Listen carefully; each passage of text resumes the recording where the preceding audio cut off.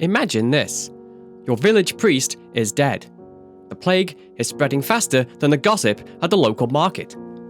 The graveyard? Overflowing. And you, standing there, watching your neighbours fall like dominoes, might begin to wonder not just if you'll be next, but if anyone will be left to dig your grave. Will my soul be saved?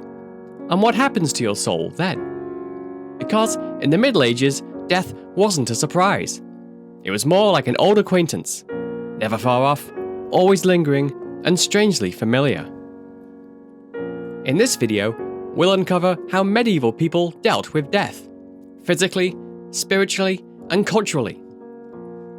From plague pits to pilgrimages, and saints to skeletons, let's step into a world where death wasn't the end. It was just the beginning.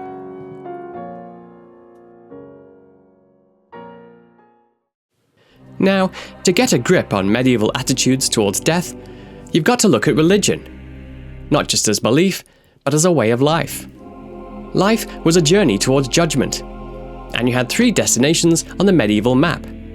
Heaven, hell, or most likely, purgatory, that spiritual waiting room where sins were scrubbed away, often with considerable discomfort.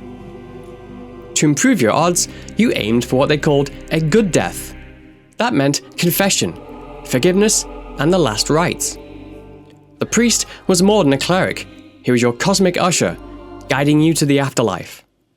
But what if death came suddenly? Well, then you had a problem. Because dying without confession meant risking the worst-case scenario, eternal damnation.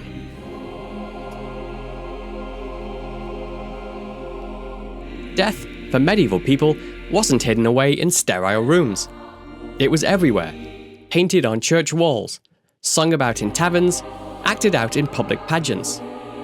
One of the most enduring images was a danse macabre. Skeletons dancing hand in hand with kings, popes, and peasants. Between famines, wars, and especially the plague, which turned entire cities into ghost towns, people learned to live with death, or more precisely, to live through it. Some kept their wills near the bedside.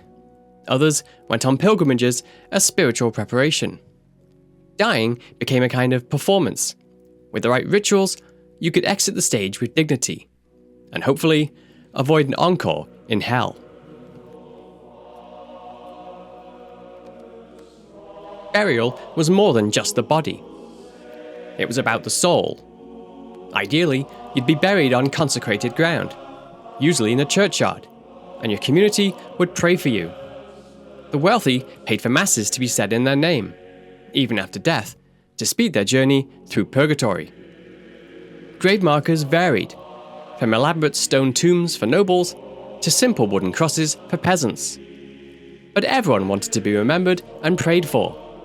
Cemeteries were often at the heart of the community, reminding the living to pray for the dead.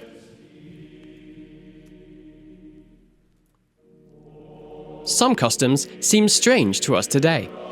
People sometimes bury the dead with stones in their mouths, or stake them through the heart, out of fear they may return as restless spirits.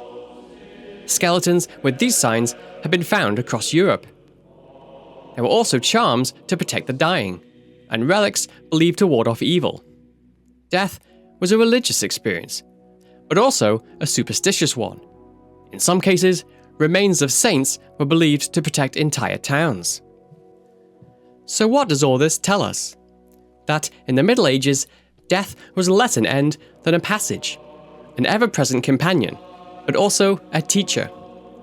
People faced it publicly, ritually, and with a level of preparedness we might find almost enviable. Today, we hide death behind hospital curtains and funeral homes. They painted it on walls. They danced with it, and in doing so, they left behind not just graves, but a culture that found meaning in the inevitable. Thanks for watching, and if you enjoyed this wander through the medieval mind, be sure to check out our other dives into daily life, dirt, and decay. And of course, subscribe, because history, like death, has a funny way of coming back around.